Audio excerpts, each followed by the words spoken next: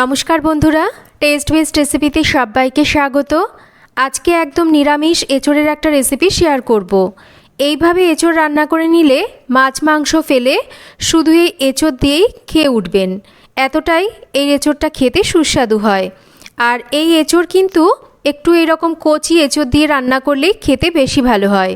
তো এঁচোড় রান্নার জন্য আমি এখানে এঁচোড় আর আলু সেদ্ধ করে নিয়েছি। আর যেহেতু কচি এঁচোড়গুলোকে ঠিক এইরকম করে কেটে প্রেসার কুকারে সামান্য লবণ, হলুদ আর একটু সর্ষের তেল দিয়ে একটা সিটি দিয়ে সেদ্ধ করে নিয়েছি।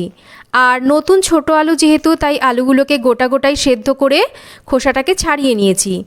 এবার কিছু মশলা দিয়ে এঁচোড় আর আলুকে আমি ম্যারিনেট করব। তার জন্য এর মধ্যে দিয়ে দিচ্ছি টক দই, আর তার সাথে দিয়ে দেব কিছু গুঁড়ো মশলা, যে সমস্ত মশলা আমরা রেগুলার ইউজ করি। দিচ্ছি হলুদ গুঁড়ো, ঝালের জন্য লঙ্কার গুঁড়ো, সামান্য করে একটু ধনের গুঁড়ো, একটু জিরের গুঁড়ো আর স্বাদ মতন মিষ্টি দেব। আর আমি কিন্তু এই সময় এখানে লবণ দিচ্ছি না, যেহেতু এঁচোড় আর আলু দুটোই সেদ্ধ করার সময় আমি লবণ দিয়েছিলাম, তাই লবণটা আমি পরে ব্যবহার করব। এই সময় কিন্তু আর লবণ দিয়ে মশলাটাকে ম্যারিনেট করলাম না। এবার মেখে নেওয়া এঁচোড়টাকে মিনিট 10 এইভাবেই রেখে দেব। 10 মিনিট পর রান্নাটা শুরু করছি। গ্যাসে কড়াই বসিয়ে দিয়ে সাদা তেল গরম করে নেব। আর তেলের মধ্যে দিয়ে দেব সামান্য করে একটু ঘি। এতে কিন্তু এই এঁচোড়ের রেসিপিতে দারুণ সুন্দর একটা ফ্লেভার আসবে।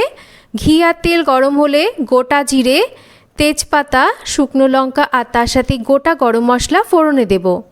ফোড়নটাকে কয়েক সেকেন্ড ভেজে নিয়েছি।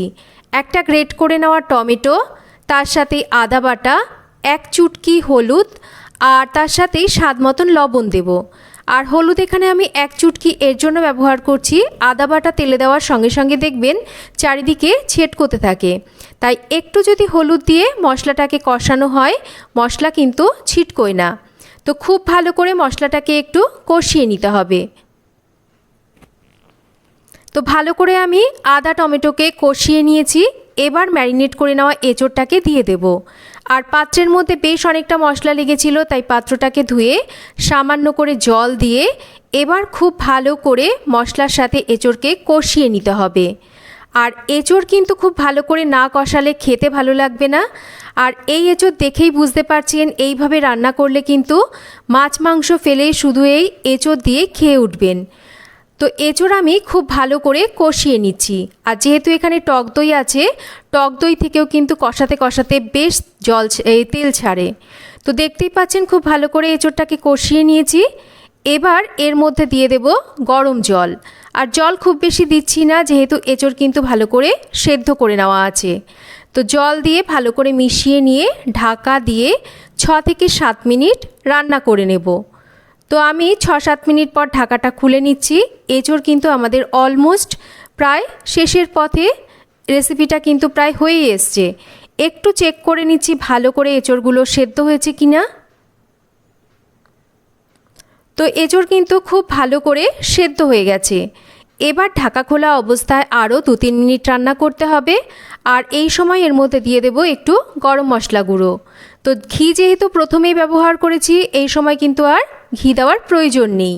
তো গরম মশলা দিয়ে ভালো করে মিশিয়ে নিয়ে আরও 2 থেকে 3 মিনিট আমি রান্না করে নিচ্ছি। তো 2-3 মিনিট রান্না করে নিলেই তৈরি হয়ে যাবে দারুণ স্বাদের এই নিরামিষ এঁচোড়। একবার আপনারা এই রেসিপিটা এইভাবে রান্না করে খেয়ে দেখুন, খেতে কিন্তু ভীষণ ভালো হয়। আর রেসিপি কেমন লাগলো কমেন্ট করে জানাবেন। ভালো লাগলে একটা লাইক করবেন, শেয়ার করবেন।